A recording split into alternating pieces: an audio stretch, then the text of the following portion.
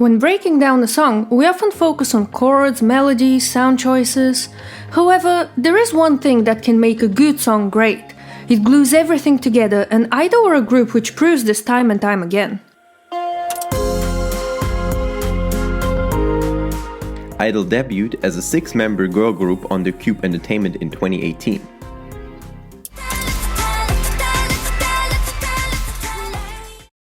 Multiple things set them apart from the K-pop scene as a whole. Every song tells a story in an incredibly artistic way, with some of their concepts being rather bold. Of course, we can't not mention the person behind all of this. The group's leader and main songwriter Soyeon, who continues to reinvent I-DLE's image again and again. But this is not the only thing that sets them apart from the competition. Each member has a distinct vocal color which Soyeon highlights. She writes specific parts for each member. Instead of making them sound similar, she focuses on contrast and uniqueness. She specifically mentioned how she utilizes each member based on their voices and strengths during the songwriting process. 제가 멤버들의 일단 특성을 아니까 이 멤버가 어떻게 했을 때 노래를 더 잘하는 줄 알고 그리고 더 좋은 목소리가 있다는 것도 알고 Soyeon believes this gives them a massive advantage over other groups. And Soyeon isn't the only member that participates in the songwriting process. Minnie and Uki are regularly credited on multiple B-sides each comeback. Not only does this allow I-DLE to form and create their own unique styles, but it also adds an extra layer of authenticity throughout their whole discography. But to understand I-DLE's story and signature sound, as well as the importance of concepts and how they use them, we need to take an in-depth look at their discography. I-DLE have had nearly a dozen comebacks by now. Some of them were parts of albums with their iconic album titles. They also released a few standalone singles, and of course we can't forget Lion, an original song they created for a stage on the show Queendom, which was later included in the I Trust album. As you can already probably tell by the album and single covers, their discography is quite diverse. This is of course nothing new for K-pop, which is known for constantly pushing boundaries. However, I-DLE do it in a very particular way.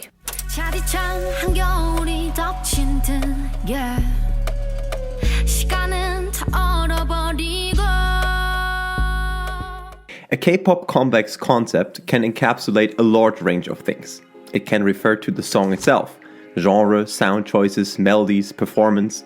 We can also add the marketing surrounding the song, the visuals in the music video, as well as any promotional photos and images. And of course, we have the full album, the packaging with the photo cards, as well as the B-sides on the album.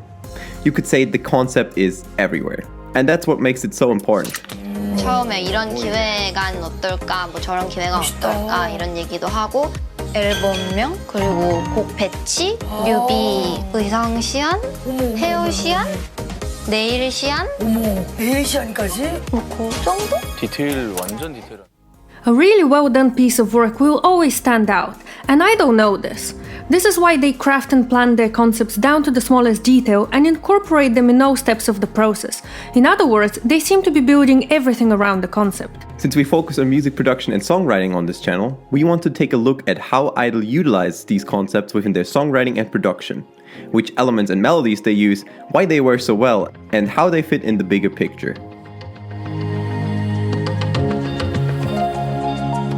I-DLE's title tracks all have a distinct sound and concept, yet they have a recognizable style as a group. As we've mentioned in previous videos, a producer would often favor certain techniques and approaches, eventually leading them to developing a certain sound. And this is no different for Soyeon. She has even broken down some of these preferences in interviews and videos. In fact, she is very conscious about the techniques she chooses in order to enhance the concept.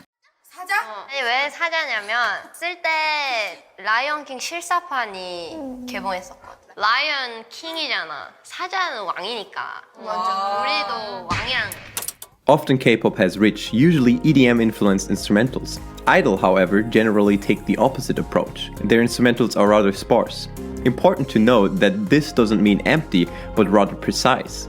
Furthermore, we most often hear very natural, real sounds. We often hear strings, acoustic drums and percussive sounds, brass and on occasion electric bass and guitar too. And only 2 title tracks don't have pianos, a nearly constant instrument for I-DLE. Can you guess which?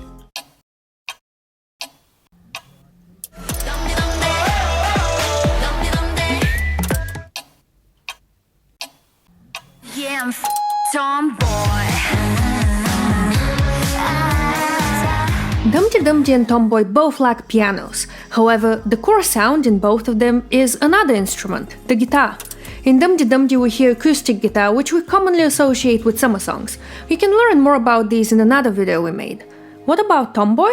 One way to do a concept is to just follow a genre, and this is exactly what I-DLE do with Tomboy. Keep in mind, however, that doing justice to a specific genre can be really hard. Genres often develop in context, and it is important that we understand the history which led to certain sounds and styles emerging on the popular music scene. Without this understanding, one can often lose the most important part of making music: the soul. In the case of Tomboy and the whole mini-album I Never Die, the girls led by Soyeon bet on a heavier sound, one particularly reminiscent of the 2000s. We have all the elements of a good pop-punk track: catchy bass lines and vocal melodies, and of course pop-punk guitars. The lyrics are cheeky and very catchy, which perfectly pays homage to the style. Soyeon actually mentions Avril Lavigne as one of her inspirations, and we can even hear a small reference to her in the second verse.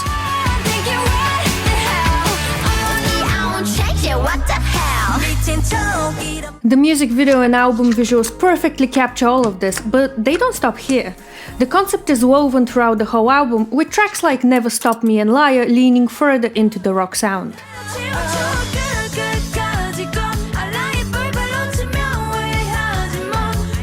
Soyeon's sound preferences can also be heard on another genre-inspired concept I-DLE did.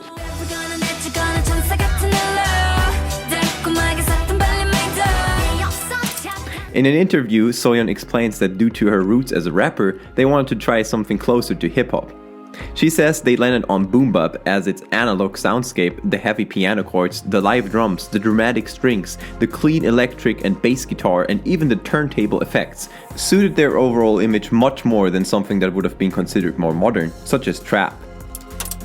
Many times, however, a song and a whole album's concept are based around a message. The sound and musical choices then need to support this message. Of course, this is not easy at all, but I-DLE have demonstrated mastery on more than one occasion. The mini-album I Trust presents the idea of trusting oneself and the duality which exists in each of us. The title track Oh My God conveys this by combining a dark soundscape with an upbeat rhythm. On one hand, we have an intro-outro combination which builds on tension, as well as an anti-drop halftime chorus with a distorted 808 which gives us the dark and heavy feel.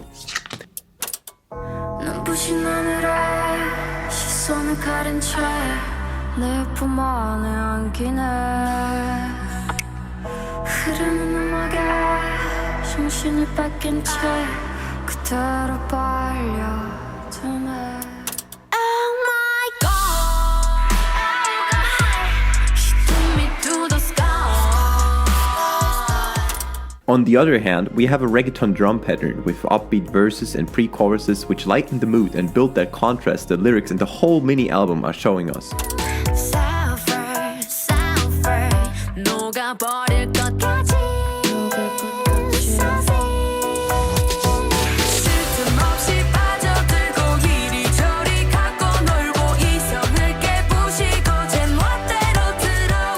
This mini-album also contains Lion, a song I-DLE performed as their final Queendom stage. The lyrics, as the title suggests, speak of lions who are matriarchal and are a metaphor for female empowerment.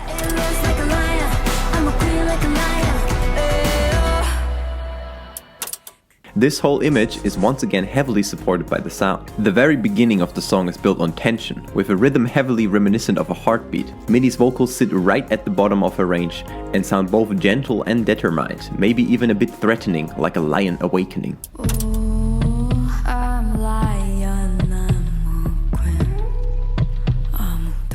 The top line of the verse gradually ascends, and the second time round ends with Minnie's high note while she speaks about being a young lion who takes the crown. So we could say the verse's text paint the image of a lion rising from the bottom to her rightful throne.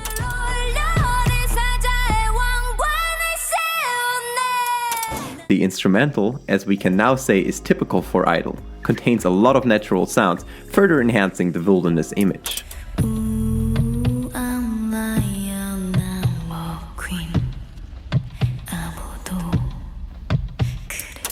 And of course, we can have a combination of the two approaches. Why you think the partner to cause you feel so rude? Think of As suggested by the title, Nude talks about the way we view nudity and questions if it should be objectified in the way it often is. The song ends with a very strong message.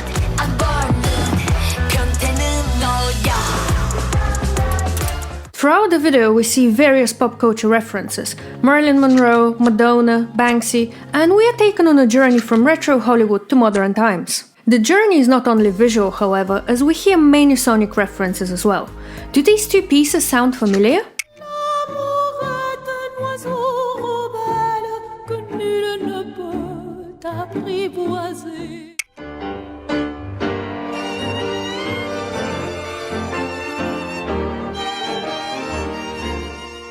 Nude opens with a melody interpolated from Habanera, a rather provocative for its time piece from the opera Carmen. In the chorus, this is combined with Por una cabeza, a 1934 Argentinian tango piece.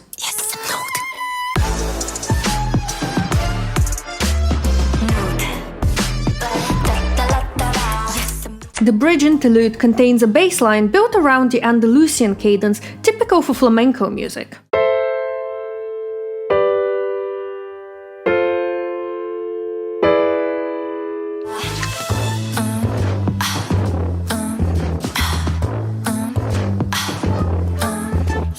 How do tango and flamenco relate to the music video imagery, you may ask? Well, in short, all of these genres have influenced jazz, which was rather popular in Marilyn Monroe's era. The sound choices reflect that, with the violin, piano, double bass, brass hits.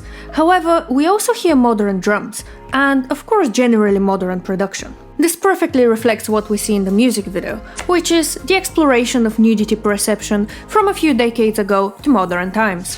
So, did the imagery inspire the sound, or did the sound inspire the imagery?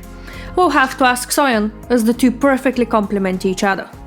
I-DLE are masters at crafting concepts in which they weave their own identity. They are bold and never fail to show a new side, which leaves us wondering, what's next?